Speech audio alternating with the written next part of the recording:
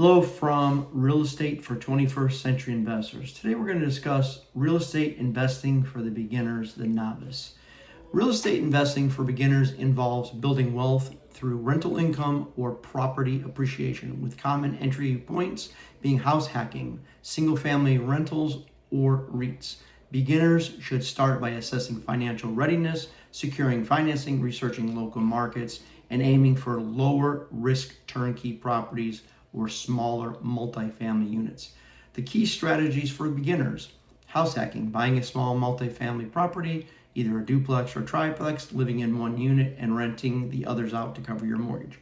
Long-term rentals, purchasing single family homes or small apartments to rent out for steady cash flow.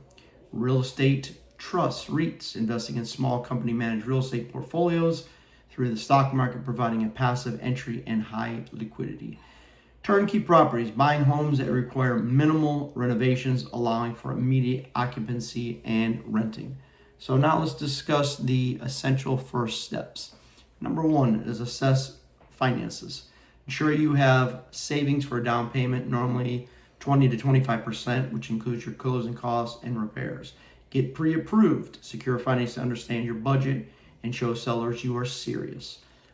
Define your market. Research areas with high rental demand, good job growth, and favorable amenities.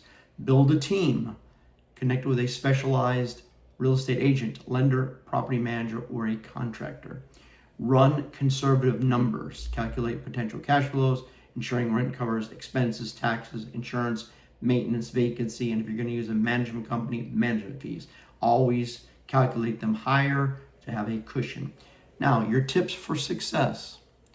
Start small. Focus on smaller residential properties to learn the ropes before scaling up.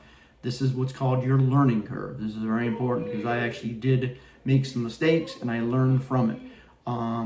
Understanding your expenses, not accounting for repairs, vacancies, or management fees. These are some of your current pitfalls. Buying the wrong location, choosing an area with low demand or high crime.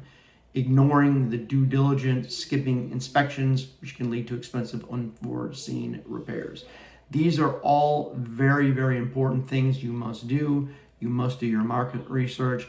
You must actually budget in different costs and fees, because there's always something that pops up that you don't expect. And guess what? It could cost you thousands and thousands of dollars. And I've experienced this. So start small, as we said.